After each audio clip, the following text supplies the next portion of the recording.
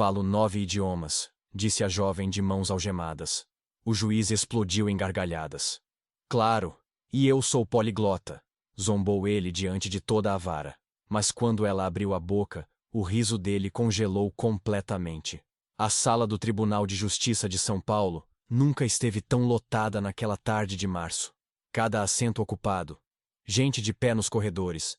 Jornalistas com câmeras apagadas esperando o momento exato para capturar a notícia do dia. O murmúrio coletivo criava uma sinfonia de expectativa que fazia vibrar o ar-condicionado velho do prédio. Mariana Silva caminhava em direção ao banco dos réus com as mãos algemadas. Seus passos ecoavam no silêncio repentino que se instalou quando o oficial de justiça Rodrigo Campos gritou que o juízo estava em sessão. Todos se levantaram enquanto o juiz Roberto Fonseca entrava pela porta lateral carregando uma pilha desorganizada de processos. Clarice era uma mulher de meia-idade que carregava nos ombros o peso de processos de mais e salário de menos.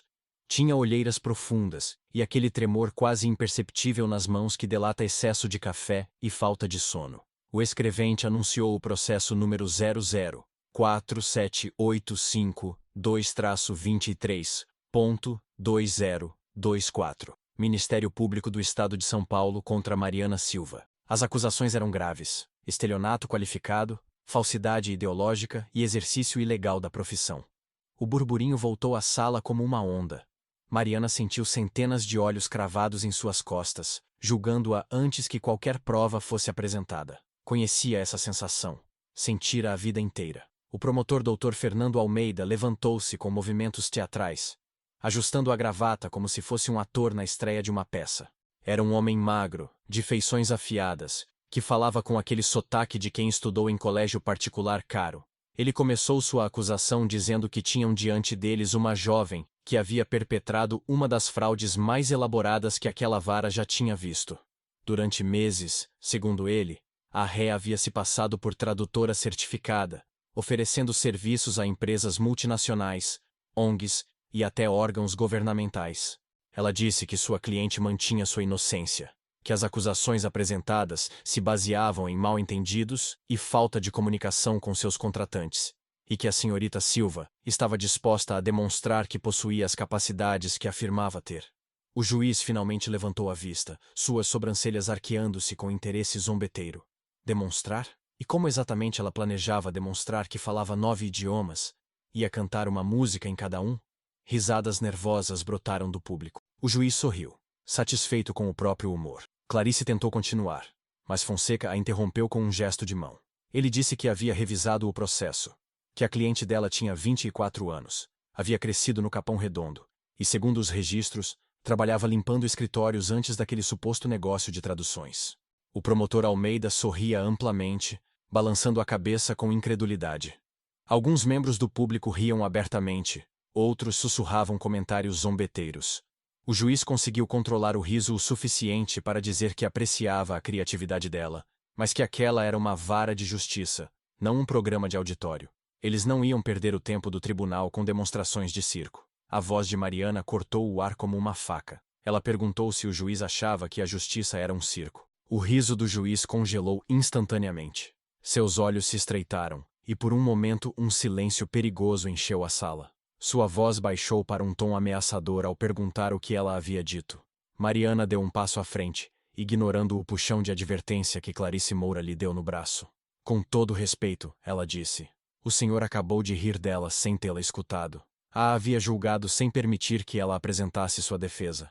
Se isso não era um circo, ela não sabia o que era. Ele disse que Mariana estava pisando em terreno perigoso e sugeriu que ela ficasse calada antes que ele a acusasse de desacato. Mariana respirou fundo. Podia sentir seu coração batendo tão forte que pensou que todos na sala podiam escutá-lo. Mas ela não ia recuar. Não desta vez. Recuara a vida inteira. Clarice Moura se apressou em intervir, sua voz trêmula mas determinada. Ela solicitou formalmente que se permitisse à sua cliente demonstrar suas capacidades linguísticas, argumentando que se ela pudesse provar que falava os idiomas que afirmava, isso mudaria fundamentalmente a natureza daquele processo. Fonseca a olhou com uma mistura de incredulidade e fastio, perguntando se ela estava realmente sugerindo que transformassem aquela vara num exame de idiomas. Precisava que enviassem 9 professores, Um especialista em cada um dos idiomas que a senhorita Silva afirmava falar. Mariana sentiu uma descarga elétrica percorrer seu corpo. Finalmente teria sua chance. Finalmente, alguém a escutaria. O juiz Fonseca a olhou com aquele sorriso zombeteiro que havia aperfeiçoado durante décadas. Ele disse que esperava que ela soubesse o que estava fazendo, porque quando aquilo terminasse, ele não só ia declarar sua culpa por estelionato, mas todo mundo ia saber exatamente que tipo de mentirosa ela era. Com voz tranquila, mas firme, Mariana respondeu que não era mentirosa. E quando aquilo terminasse, o senhor juiz ia ter que se desculpar. A sala explodiu em murmúrios escandalizados. Ninguém, absolutamente ninguém falava assim com o juiz Fonseca. O martelo bateu novamente exigindo silêncio. Fonseca encarava Mariana com uma mistura de fúria e algo que poderia ter sido respeito involuntário. Ele declarou que aquela audiência ficava adiada até que os avaliadores estivessem presentes. Seria dali a 3 dias. E que ela acreditasse. Aqueles 3 dias seriam os últimos de liberdade que ela ia desfrutar por muito tempo. O Centro de Detenção Provisória Chiquinha Gonzaga era um prédio de 3 andares que cheirava a desinfetante industrial, misturado com desespero humano. As paredes brancas, descascadas nos cantos, pareciam absorver toda a luz natural que tentava entrar pelas pequenas janelas gradeadas. Mariana caminhava pelo corredor flanqueada por 2 agentes. Suas algemas haviam sido removidas, mas a sensação de opressão permanecia, agora invisível, mas mais pesada que qualquer metal. Outras detentas a observavam de suas celas. Algumas com curiosidade, outras com aquele olhar vazio que só o encarceramento prolongado pode criar. A agente Jéssica Torres, uma mulher jovem com expressão profissional mas não cruel, anunciou a cela 47C.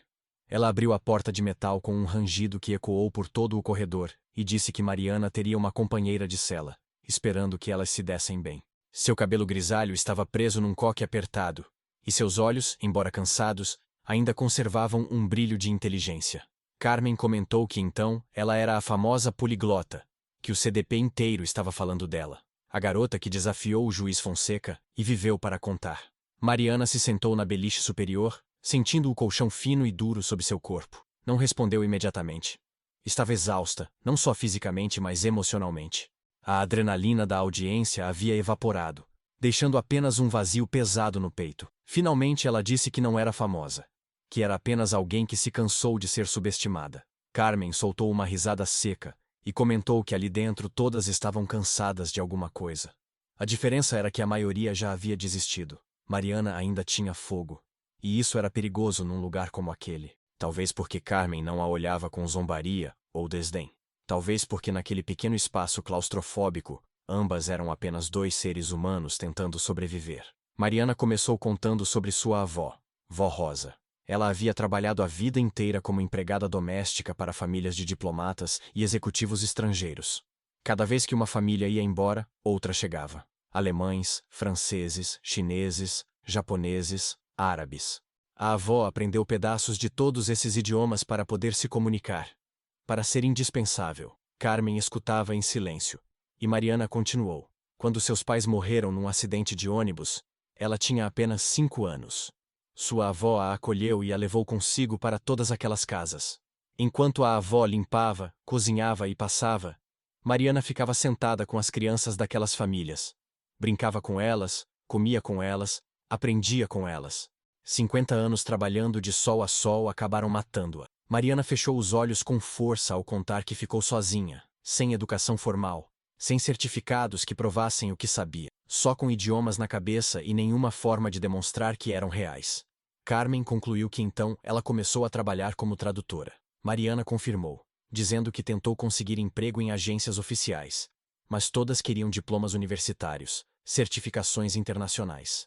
Ninguém queria lhe dar nenhuma chance de demonstrar o que ela podia fazer. A frustração era palpável em sua voz quando ela contou que então criou seu próprio negócio.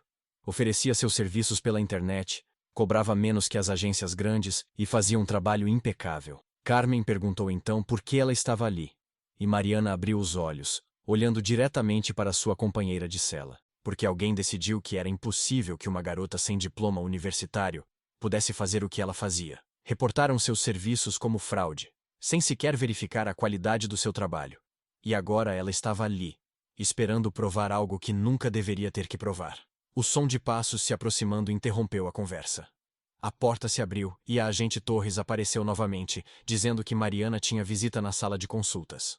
Mariana desceu da beliche confusa. Não havia ligado para ninguém. Não tinha para quem ligar.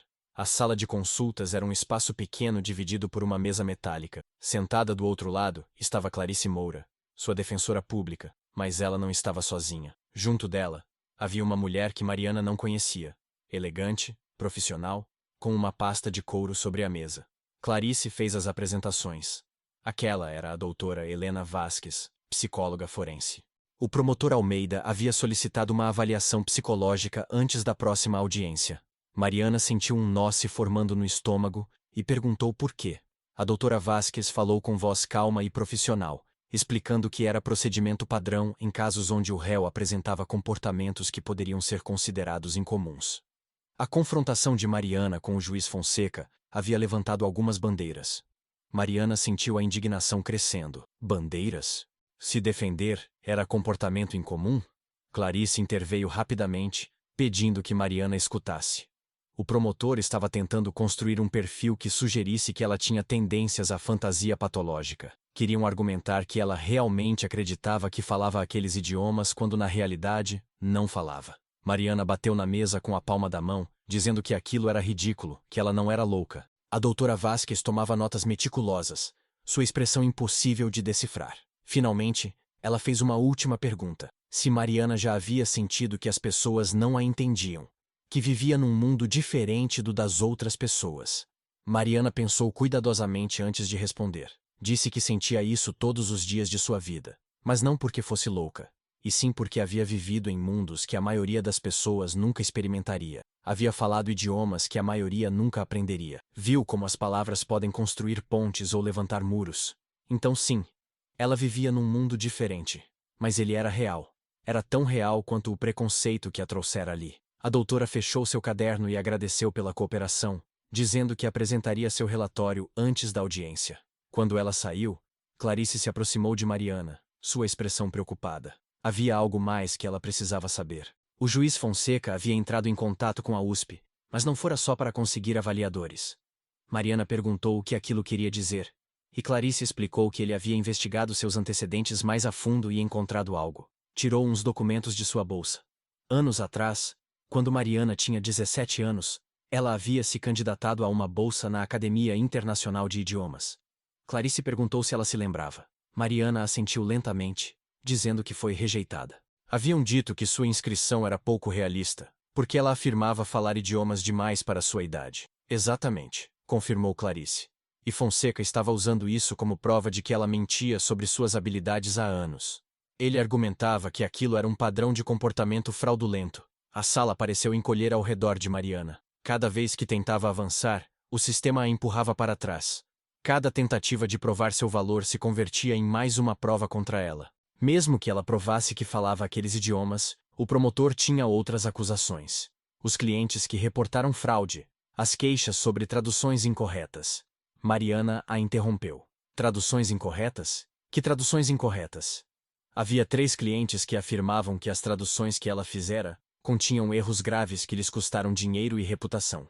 Mariana sentiu como se tivesse levado um soco no estômago. Aquilo era impossível, ela dizia. Revisava cada tradução 3 vezes. Era meticulosa. Nunca teria entregado algo com erros graves. Clarice perguntou se ela tinha cópias daquelas traduções, e Mariana respondeu que tinha todas, no seu computador. Mas a polícia o havia confiscado como prova. Clarice fez uma anotação, dizendo que solicitaria acesso a aqueles arquivos. Se conseguissem provar que as traduções estavam corretas, aquilo desmontaria parte da acusação do promotor. Quando Mariana voltou à sua cela, Carmen a esperava com expressão curiosa. Perguntou se eram más notícias. Mariana se deixou cair na beliche, respondendo que eram cada vez piores. Não só tinha que provar que falava 9 idiomas diante de professores que já haviam decidido que ela estava mentindo, mas também tinha que provar que traduções que sabia ter feito corretamente não tinham erros.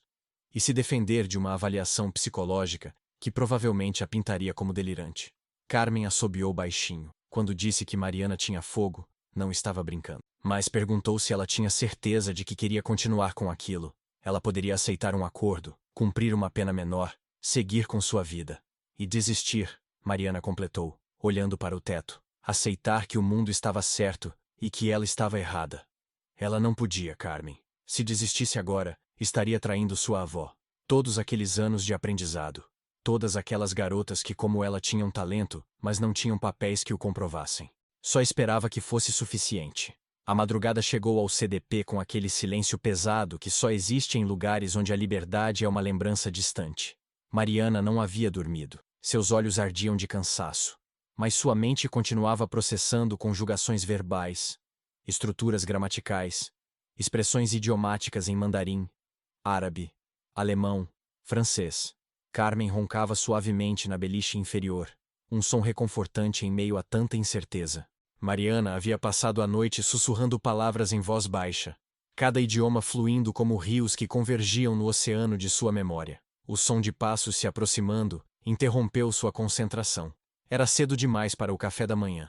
A porta de metal se abriu e a agente Torres apareceu com expressão séria, dizendo que Mariana tinha visita na sala de consultas. Agora, Carmen acordou sobressaltada, perguntando quem visitava alguém antes do amanhecer. Então ele decidiu destruir a vida dela para salvar seu emprego. Chen levantou a vista, seus olhos brilhando com lágrimas não derramadas. Não foi tão simples assim, ele explicou. O Dr. Roberto Fuentes, advogado corporativo da empresa, sugeriu que reportassem as traduções como defeituosas. Disse que era a única maneira de recuperar o dinheiro e proteger a companhia de qualquer responsabilidade legal. A voz de Mariana subiu de tom. Sugeriu mentir. Por que ele estava contando aquilo agora? Por que não antes do julgamento? Chen admitiu com voz quebrada. Porque era um covarde. Porque precisava do emprego, do salário, da reputação. Mas ver o que fizeram com ela, ver o juiz Fonseca rindo dela na televisão, foi demais. A esposa dele disse na noite anterior que não podia continuar vivendo com um homem sem honra. E ela tinha razão. Ele tirou um envelope grosso de sua maleta. Ali estava tudo, explicou. Cópias das traduções originais com as aprovações dos sócios em Pequim. E-mails onde eles elogiavam especificamente o trabalho dela.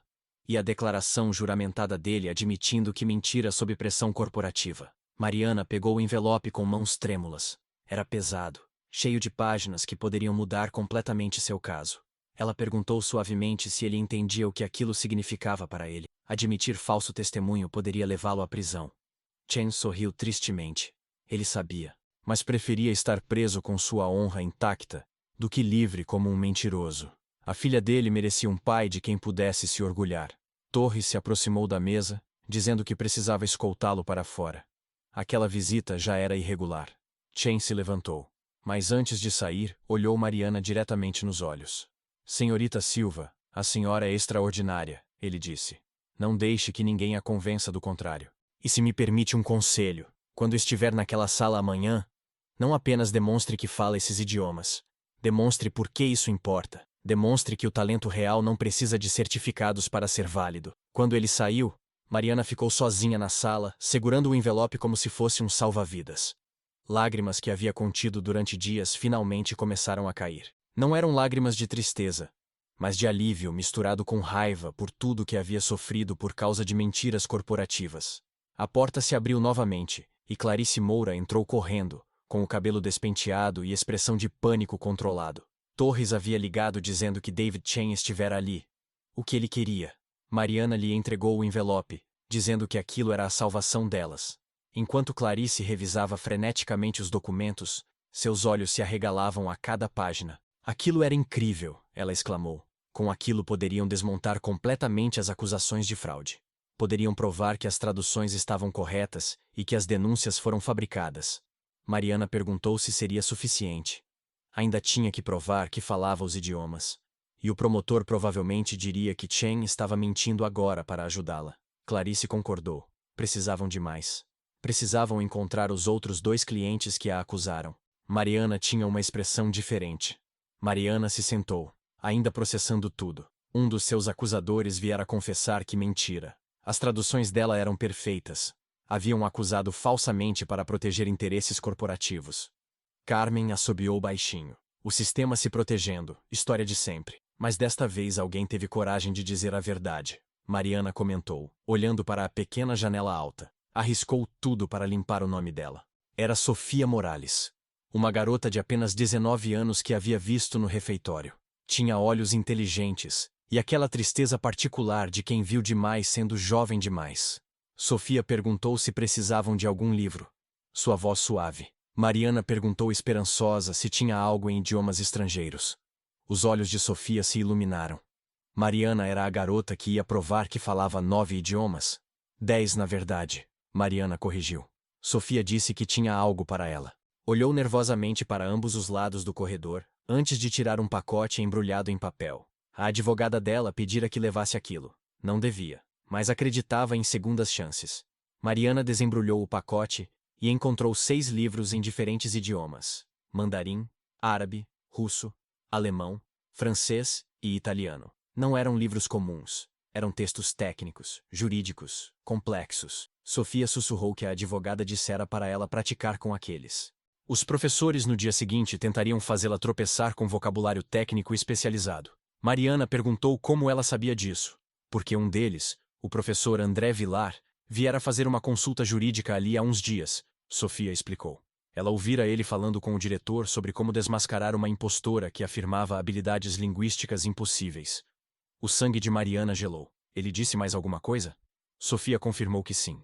Ele disse que havia preparado textos técnicos especializados em cada idioma. Vocabulário médico, jurídico, científico. Coisas que só alguém com anos de estudo universitário formal poderia conhecer. Carmen se sentou na beliche, comentando que aquilo era armação. Estavam preparando um exame feito para Mariana falhar. Sofia acrescentou que não era armação se nunca prometeram ser justos. Mariana abriu o primeiro livro, seus olhos percorrendo as páginas em mandarim. Mas ela podia aprender, disse. Sempre conseguira aprender. Sofia apontou que ela tinha menos de 24 horas. Como ia memorizar vocabulário técnico em 6 idiomas em um dia? Mariana a olhou com aquela determinação feroz que a mantivera viva toda a vida, da mesma forma que fizera todo o resto, sem desistir. Quando Sofia se foi, Carmen observou Mariana abrir livro após livro. Sua concentração absoluta. Sabe o que é mais impressionante em você? Carmen perguntou depois de um longo silêncio. Não é que você fale idiomas. É que você nunca aceita a derrota como opção. A avó dela costumava dizer, Mariana contou, que o mundo diria 1000 vezes que ela não podia. Ela só precisava provar uma vez, para demonstrar que sim, podia. Mariana passou o resto do dia e toda a noite imersa naqueles livros. Mal comeu, mal se moveu. Carmen lhe trazia água, lembrava-a de respirar. Mas Mariana estava em outro mundo. Um mundo de palavras, significados, conexões linguísticas. Não era um som ameaçador, mas de apoio. Muitas delas haviam ouvido sua história. Muitas haviam sido julgadas pelo que o sistema acreditava que eram, em vez de pelo que realmente eram. Alguém gritou para ela demonstrar para eles. Outra voz se uniu dizendo para não deixar que a esmagassem. Mariana sentiu uma energia estranha percorrendo seu corpo. Não estava sozinha. Nunca estivera sozinha. Todos aqueles rostos anônimos atrás das portas de metal eram lembretes de que havia mais pessoas como ela, esperando uma chance de demonstrar sua verdade. Clarice a esperava na área de processamento com algo inesperado. Uma mala. Mariana perguntou o que era aquilo. Seu futuro. Clarice respondeu. Se tudo corresse bem. Abriu a mala revelando um conjunto profissional. Mariana não entraria naquela sala como uma acusada. Entraria como a profissional que era. Sugeria que ela tinha personalidade não convencional com alta confiança em habilidades autodidatas. Mariana concluiu que aquilo era só uma forma elegante de dizer que não confiavam nela. Exatamente, Clarice concordou. Por isso ela precisava ser perfeita naquele dia. Não apenas boa, perfeita. O veículo de transporte as levou ao tribunal. O prédio parecia diferente à luz do amanhecer, mais imponente, mais intimidante, como um coliseu romano onde gladiadores lutavam por suas vidas. Realizariam uma avaliação que, francamente, ele considerava uma perda de tempo, mas que a acusada insistira em fazer. O professor André Vilar se levantou, ajustando os óculos com um gesto que transmitia superioridade acadêmica. Era um homem de compleição magra, cabelo escuro penteado para trás com gel, e aquela expressão de quem considera que o conhecimento formal é o único conhecimento válido. Sua pronúncia era impecável, seus tons precisos. Não apenas leu o texto, mas o explicou, adicionando contexto cultural sobre como certos termos médicos chineses diferem em conceito dos ocidentais. Depois, mudou para o português sem pausa, traduzindo não apenas as palavras, mas o significado profundo. explicando as implicações médicas com um nível de detalhe que deixou boquiaberta até a professora Tanaka. O jornalista Marco Delgado garatuijava freneticamente em sua libreta. Aquilo era ouro jornalístico. Vilar disse bruscamente que passariam ao próximo idioma, claramente desconfortável com o que acabara de presenciar. Alemão. Professor Hans Müller. Müller era um homem corpulento com barba loura e expressão severa tipicamente germânica. Levantou-se e falou em alemão fechado com um sotaque deliberadamente complicado, pedindo que Mariana explicasse as cláusulas de um contrato legal e suas implicações jurídicas. Entregou-lhe um contrato legal denso, cheio de jargão jurídico alemão que até advogados nativos achariam desafiador.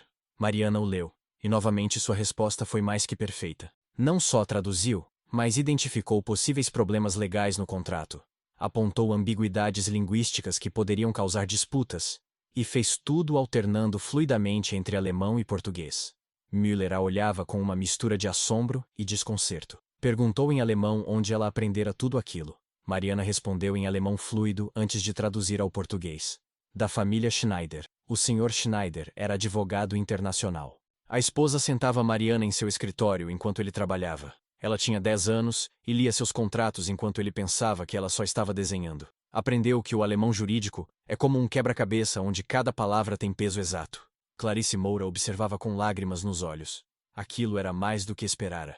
Mariana não estava apenas demonstrando competência. Estava demonstrando maestria. Vilar praticamente cuspiu a palavra. Árabe. Professora Amira Hassan. Começou a recitar em árabe, sua voz tomando aquela cadência melódica particular do idioma bem falado. Não apenas traduziu o texto, mas explicou as múltiplas camadas de interpretação, as referências históricas, os debates teológicos que a passagem gerara durante séculos. Falou sobre como o árabe clássico difere do árabe moderno, sobre a poesia inerente em cada verso.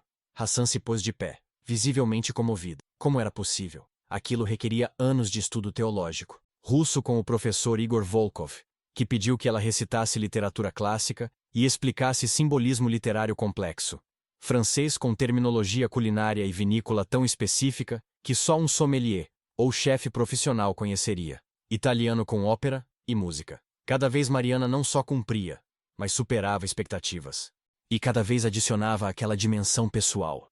Aquela história de aprendizado que revelava não só conhecimento técnico, mas compreensão profunda e amor genuíno por cada idioma. Quando o professor Volkov pediu que ela explicasse uma passagem de literatura russa clássica, Mariana não apenas traduziu as palavras, mas capturou a alma melancólica do texto, explicando contextos históricos e emocionais que só alguém verdadeiramente imerso na cultura russa poderia entender. Mariana não só identificou cada variedade de uva, cada região vinícola mencionada, mas explicou as sutilezas culturais de por que certas palavras francesas para descrever vinho não têm tradução exata ao português. Monsieur Dubois era sommelier, ela explicou com um sorriso nostálgico. Deixava-a cheirar os vinhos enquanto trabalhava. Dizia que o francês do vinho é poesia líquida. Cada palavra evoca terra, sol, tempo. Não se traduz, se sente. Mas então chegou o momento que mudaria tudo. O último idioma era hebraico. Vilar, que também dominava hebraico além do espanhol, levantou-se pessoalmente para aquela avaliação. Havia guardado o que considerava seu golpe mestre para o final. Ele disse que aquele último texto era particularmente desafiador. Era um tratado filosófico antigo sobre ética e justiça, sumamente complexo até para estudiosos dedicados. Entregou o documento a Mariana. Mariana começou a ler e de repente sua expressão mudou. Não era confusão ou dificuldade. Era reconhecimento. Ela disse lentamente que conhecia aquele texto. Vilar sorriu com suficiência, dizendo que duvidava muito que ela tivesse tido acesso a manuscritos filosóficos hebraicos antigos. Mariana levantou a vista, seus olhos brilhando com algo perigoso. Não o manuscrito, ela disse. Ela conhecia a tradução, porque ela a fizera. O silêncio que caiu sobre a sala foi absoluto. Até o sistema de ventilação pareceu parar de fazer barulho. Vilar piscou, perguntando desculpa. E ele, professor Vilar, publicou um artigo acadêmico 4 anos atrás intitulado Novas Interpretações de Textos Éticos Hebraicos. Ela leu aquele artigo. Ele usou a tradução dela palavra por palavra sem dar crédito. A sala explodiu em murmúrios escandalizados. Vilar empalideceu visivelmente. Aquilo era uma acusação absurda. Ele gaguejou. Ela tinha alguma prova? Mariana respondeu calmamente que tinha todos seus arquivos de trabalho. incluindo as notas de tradução, versões preliminares, correspondência com o cliente. Tudo guardado no seu computador, o mesmo computador que estava em posse da promotoria como evidência. Clarice Moura se levantou de um salto. Ela solicitou acesso imediato àqueles arquivos digitais. Se o que sua cliente dizia era verdade, aquilo não só demonstrava sua competência, mas expunha plágio acadêmico. O promotor Almeida parecia um animal encurralado. Aquilo era uma distração, ele disse. Não era relevante para o caso. O juiz Fonseca finalmente encontrou sua voz. Não era relevante? Se a acusada podia demonstrar que um dos avaliadores que ele escolhera usou o trabalho dela sem crédito, aquilo era extremamente relevante para o caso. Mostrava que ela não só era competente, mas que era competente havia anos. Virou-se para Vilar, sua expressão agora fria. O professor tinha algo a dizer? Vilar abriu e fechou a boca como um peixe fora d'água. Os outros professores o olhavam com misturas de choque e desgosto. No mundo acadêmico, o plágio era o pecado imperdoável. Ele disse que recebera aquela tradução de um colega. Não sabia que era de um serviço online. Assumiu que era trabalho público. Mariana disse que ele assumiu. A professora Hassan se levantou, sua voz cortante.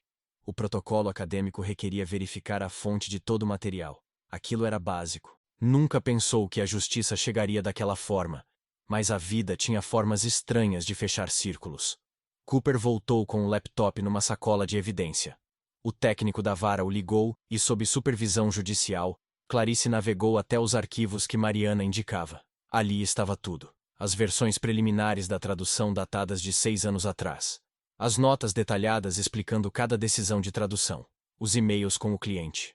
E o mais condenatório, a versão final, idêntica palavra por palavra, a que Vilar publicara em seu artigo supostamente original.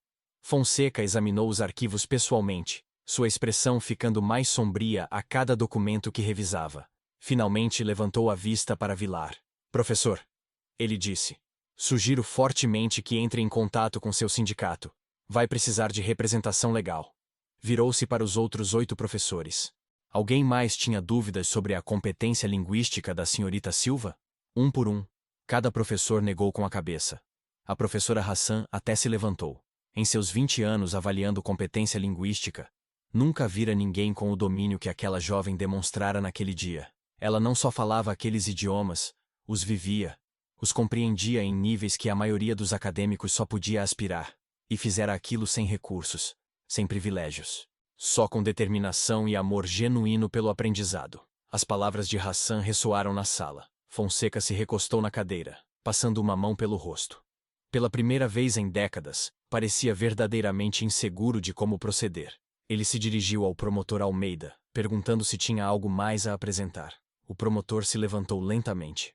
Sabia que havia perdido. À luz daqueles desenvolvimentos, e considerando que 2 dos 3 clientes demandantes haviam retirado suas acusações e confessado ter mentido sob pressão corporativa, a promotoria solicitava retirar todos os cargos. O murmúrio na sala se converteu num rugido. Fonseca bateu seu martelo repetidamente pedindo ordem. Quando o silêncio voltou, Fonseca olhou para Mariana durante um longo momento. Em seus olhos havia algo que nunca estivera ali antes. Desculpa. Além disso, ordenava que seu computador e todos seus pertences lhe fossem devolvidos imediatamente. Bateu o martelo uma última vez. O caso estava encerrado. A sala explodiu em aplausos. Clarice abraçava Mariana, ambas chorando. Os jornalistas corriam para as saídas para publicar a notícia. Os professores rodeavam Mariana oferecendo desculpas, ofertas de trabalho, oportunidades acadêmicas. O que Harrington sabia sobre a avó dela? Não ali. Harrington apontou para uma limusine preta estacionada discretamente a meia quadra. 5 minutos do tempo dela. Se depois quisesse ir embora, ela pessoalmente a levaria aonde desejasse. Clarice apertou o braço de Mariana em advertência. Mas havia algo nos olhos de Harrington que não era ameaçador. Era urgência misturada com respeito. Mariana concordou. 5 minutos. Rosa falava 6 idiomas com fluência, mas não tinha diplomas universitários. A rejeitaram sem sequer avaliá-la adequadamente. Rosa escreveu uma carta depois daquela entrevista. Uma carta que Harrington guardou durante 2 décadas porque tinha vergonha demais de relê-la. Harrington tirou um envelope amarelado da pasta. A letra era da avó dela. Mariana a reconheceria em qualquer lugar. Harrington insistiu que ela lesse. Mariana abriu o envelope e começou a ler. As palavras de Vó Rosa brotavam da página como um rio de sabedoria e dor. Estimada senhora Harrington, começava a carta. Não a culpo por me rejeitar. O mundo funciona com papéis, não com capacidades. Mas quero que saiba que dedicarei minha vida a garantir que minha neta nunca tenha que implorar por oportunidades que merece. Ensinarei a ela tudo o que sei. E algum dia, quando ela tiver sucesso, espero que se lembre de que o talento não precisa de validação externa para ser real. Harrington respondeu que queria contratá-la. Não como tradutora comum, mas como diretora de talentos não convencionais. O trabalho dela seria identificar e recrutar pessoas como ela. Pessoas com habilidades extraordinárias, mas sem credenciais tradicionais. Pessoas que o sistema ignora. A oferta era tentadora, quase boa demais para ser real. Mas algo na expressão de Harrington dizia a Mariana que havia mais. Mariana pressionou, perguntando o que mais havia. Harrington sorriu levemente. Ela era perspicaz. Bom, havia algo mais sim. A avó dela trabalhara para muitas famílias diplomáticas, como Mariana sabia. Mas havia uma família em particular, os Morrison, para quem trabalhara durante os últimos 5 anos de vida. Eram diplomatas britânicos. Saíram do país abruptamente 3 anos atrás e deixaram algo para Mariana, algo que a avó pedira que guardassem até que ela estivesse pronta. O Sr. Morrison entrara em contato no dia anterior depois de ver o caso dela nas notícias.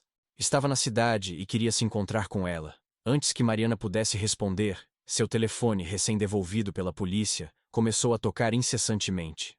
Chamadas perdidas, mensagens de texto, notificações de redes sociais explodindo. Uma mensagem em particular chamou sua atenção. Era de um número desconhecido com prefixo internacional. Senhorita Silva, dizia a mensagem. Sou o agente Samuel Cross da Organização Internacional de Refugiados. Sua história ressoou com milhões. Temos uma proposta que poderia mudar vidas. Por favor, entre em contato urgentemente. Clarice, que vinha revisando o próprio telefone, levantou a vista com expressão de choque. Mariana precisava ver aquilo. Mostrou sua tela. O vídeo da audiência virara viral. Mais de 15 milhões de visualizações em menos de 6 horas. A hashtag Justiça para Mariana era tendência mundial. Mas não era só isso.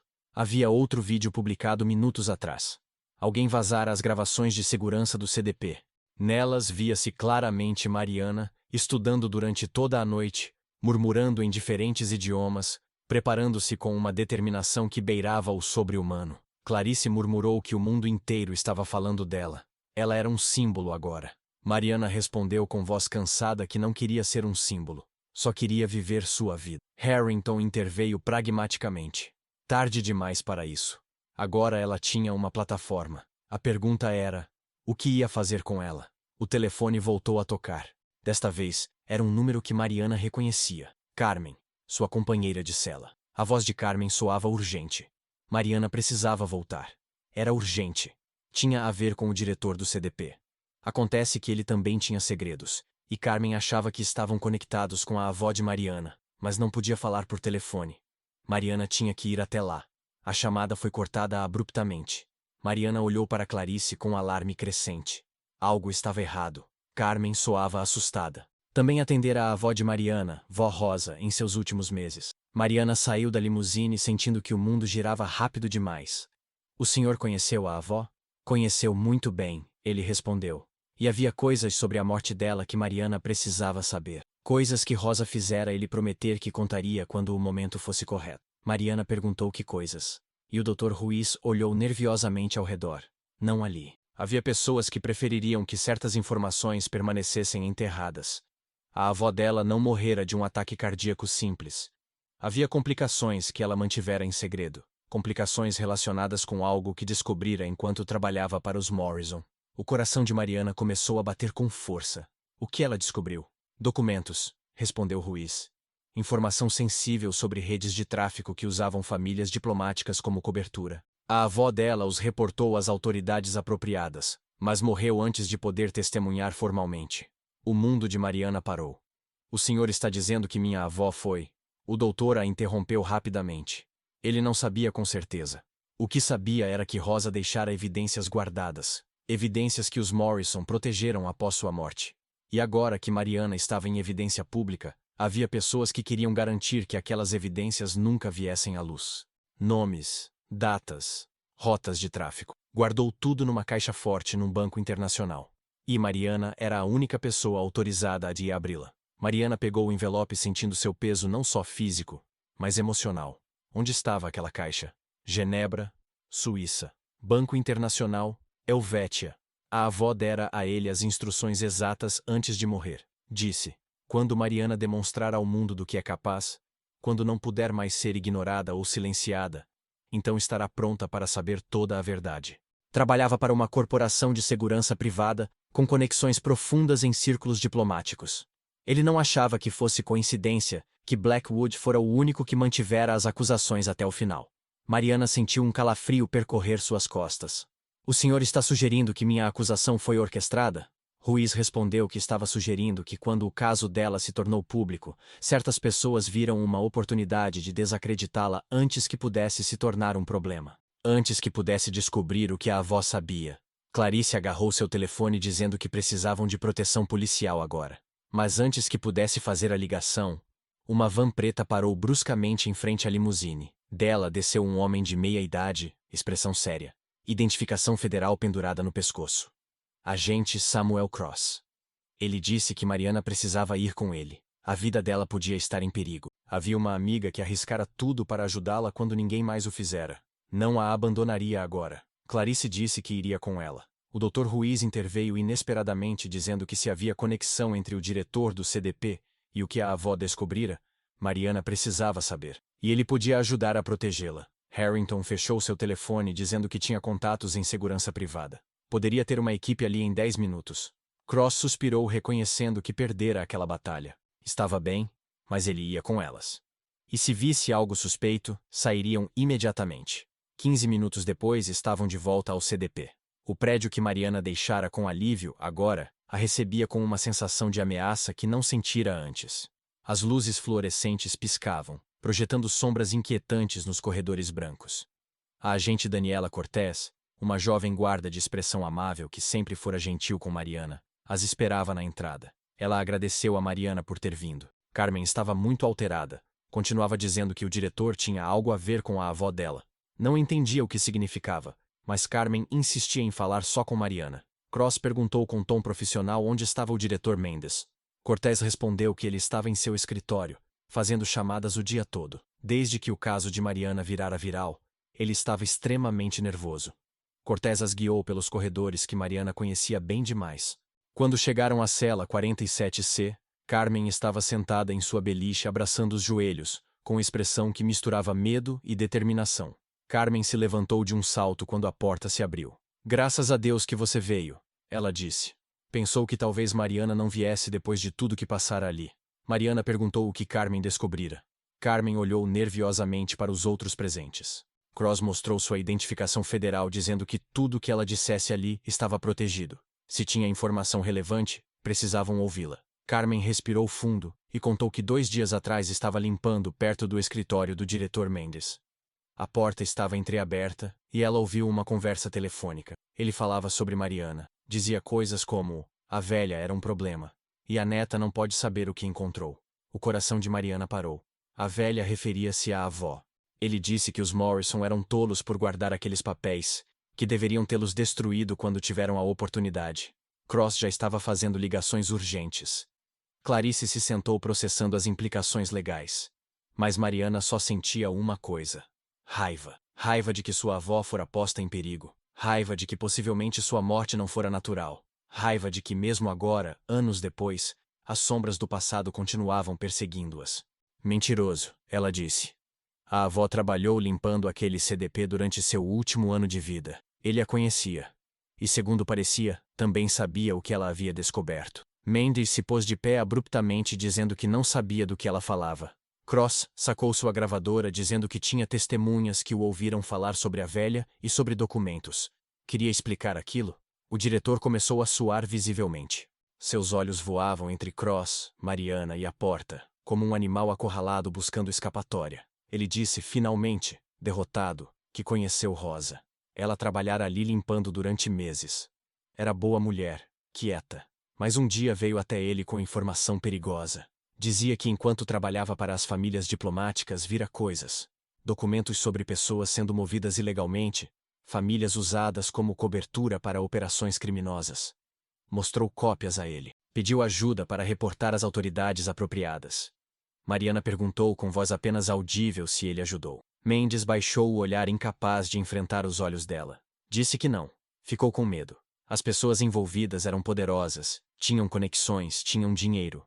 Então reportou as intenções de Rosa a outra pessoa. O silêncio que caiu no escritório foi mais pesado que qualquer acusação verbal. Mariana sussurrou as palavras mal audíveis. O senhor a traiu. Minha avó confiou no senhor e o senhor a vendeu. Mendes tinha lágrimas correndo pelo rosto. Ele não sabia o que iam fazer. Só lhe disseram que a manteriam vigiada, que garantiriam que ela não causasse problemas. Nunca pensou que a matariam. Mariana completou a frase, e Mendes soluçava abertamente. Ele não sabia se o fizeram. A morte fora natural segundo todos os relatórios, mas sempre se perguntou. Sempre viveu com aquela dúvida. A mesma letra que vira em cadernos de receitas, em notas de compras, em mensagens de amor maternal. Minha querida Mariana, começava. Se está lendo isto, significa que já não estou contigo. Significa que o Dr. Ruiz cumpriu sua promessa. E significa que finalmente és forte o suficiente para conhecer toda a verdade. Durante toda a sua vida te ensinei idiomas. Te ensinei que as palavras têm poder.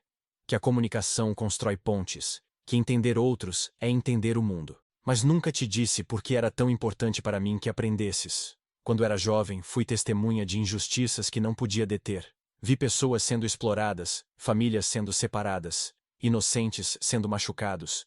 E eu não podia fazer nada porque não tinha poder, não tinha voz, não tinha maneira de ser escutada. Mas tu, meu amor, tu tens algo que eu nunca tive. Tens o dom das línguas.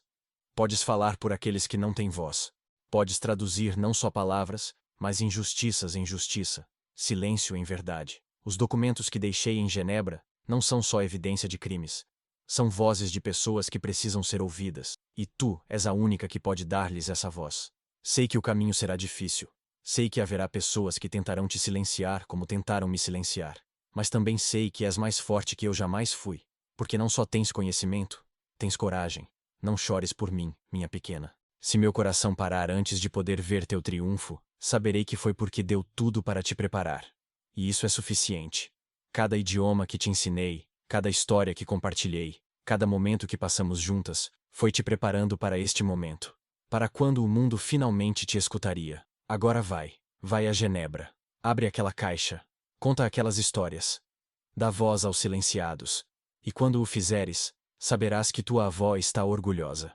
Não porque fales 10 idiomas ou 20, mas porque escolheste usar teu dom para algo maior que ti mesma. Te amo, minha menina. Sempre te amei. Sempre te amarei. Tua avó Rosa. Mariana terminou de ler, e as lágrimas que contivera durante dias finalmente fluíram livremente. Não eram lágrimas só de tristeza, mas de compreensão, de propósito, de amor que transcendia até a morte. Carmen a abraçou chorando também. Clarice tinha lágrimas rolando por suas bochechas. Até Cross, o agente federal endurecido, teve que limpar os olhos discretamente. 3 meses depois, Mariana estava parada em Genebra diante do Banco Internacional Helvétia. Ao seu lado estavam Clarice, Carmen que recebera liberdade condicional, o Dr. Ruiz e uma equipe de segurança coordenada por Cross. Na caixa forte, encontraram exatamente o que a avó prometera. Documentos meticulosamente organizados. Nomes, datas, rotas. Mas o que mais a impactou foi encontrar na parte inferior um álbum de fotos. Fotos dela mesma através dos anos. Seu primeiro dia de escola. Aprendendo a escrever em árabe. Lendo livros em francês. Cada foto tinha uma nota da avó no verso. A última foto era de Mariana aos 16 anos, sorrindo enquanto segurava um certificado de um curso online de tradução. A nota dizia: o dia que soube que estavas pronta, só faltava que o mundo também estivesse. Pessoas cujas histórias ela traduzira, cujas vozes amplificara. Olha, vó. Isto é o que construímos juntas. Seu sacrifício não foi em vão. Seu legado vive em cada pessoa que agora tem voz graças ao que a senhora me ensinou. Enquanto o sol se punha, Mariana ficou ali sentindo uma paz que não sentira em anos. A avó plantara sementes de esperança em forma de idiomas. Essas sementes haviam crescido num jardim de justiça, que continuaria florescendo muito depois de ambas se terem ido. O trabalho dela não era ensiná-los, mas ajudá-los a reconhecer o poder que já tinham dentro. Uma jovem na primeira fila levantou a mão perguntando como saberiam se eram bons o suficiente. Mariana sorriu lembrando quando ela mesma fizera aquela pergunta. Pelo fato de estarem ali.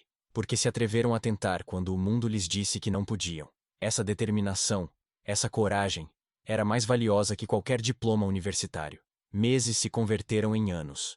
O programa de Mariana cresceu, expandindo-se para 20 países.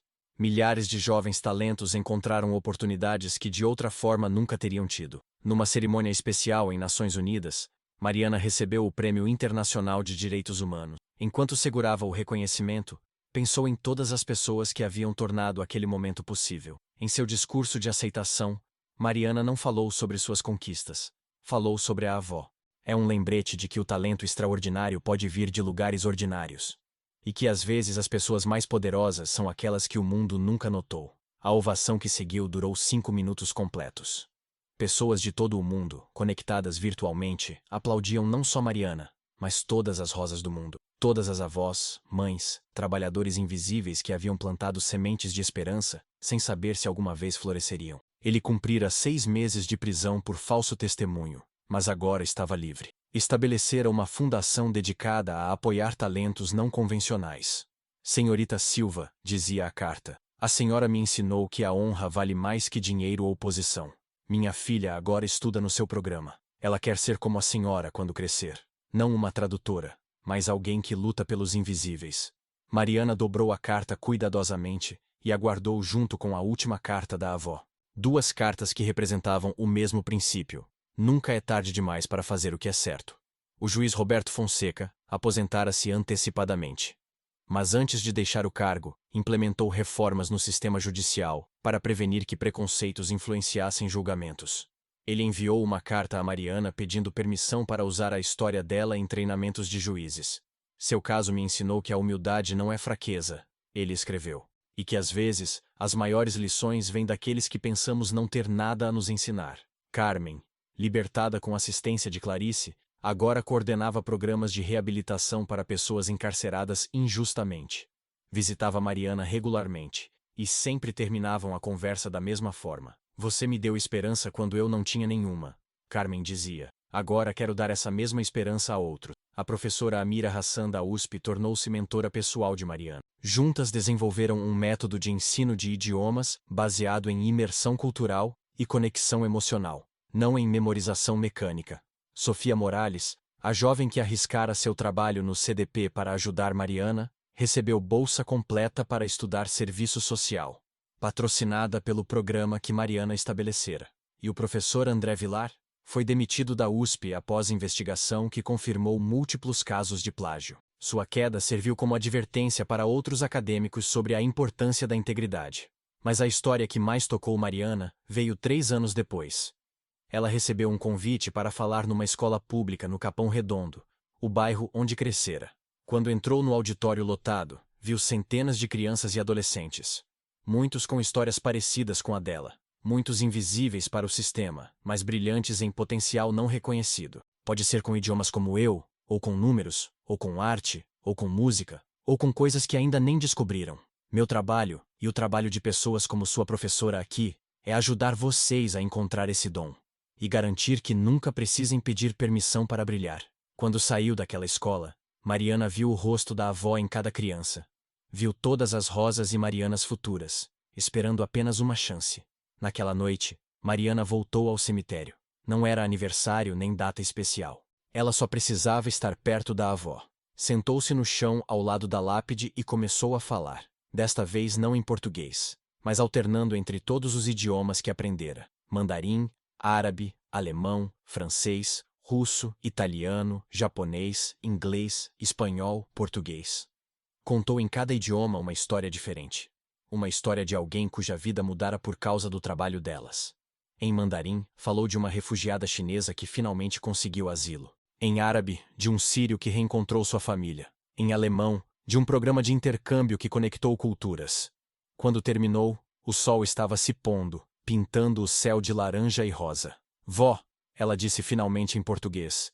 A senhora me ensinou que os idiomas são pontes, mas o que não me disse é que a maior ponte de todas não é feita de palavras. É feita de amor, e essa ponte nunca se quebra. nem mesmo com a morte. Uma borboleta pousou na lápide. Mariana sorriu. A avó sempre dissera que borboletas eram mensageiros de esperança. Ela se levantou, limpou as lágrimas e saiu do cemitério com o passo firme de quem conhece seu propósito. Havia um mundo inteiro de vozes esperando para serem ouvidas. Havia milhares de Marias esperando uma oportunidade. Havia injustiças esperando para serem corrigidas. E Mariana Silva, a garota do Capão Redondo que falava 10 idiomas, a garota que o sistema tentou esmagar mas não conseguiu, estava pronta para a próxima batalha. Ativa o sininho porque toda semana tem história nova. E deixa nos comentários. Qual foi o momento que mais te marcou nessa história? A gente lê todos os comentários. Até a próxima história.